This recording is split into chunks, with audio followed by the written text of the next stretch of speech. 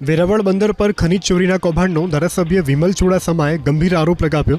ધારાસભ્ય વિમલ ચુડાસમા સ્થાનિક લોકોની સાથે વેરાવળ બંદર પહોંચી અને તપાસ કરી હતી, જે બાદ વિમલ ચુડાસમાએ આરોપ લગાવ્યો કે સ્થળ મુલાકાત સમયે ઓવરલોડેડ વાહનો અને નંબર પ્લેટ વગરના વાહનો બેફામ દોડી રહ્યા છે। એટલું જ નહીં, બંદર માટે બનાવેલા ટેટ્રા પુલ પણ ગુણવત્તા વગરનો છે।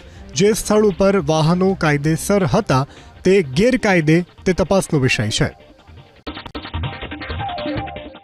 વેરાવળ બંદર પર ખનીજ ચોરીના કૌભાંડનો ધારાસભ્ય વિમલ ચુડાસમાએ ગંભીર આરોપ લગાવ્યો।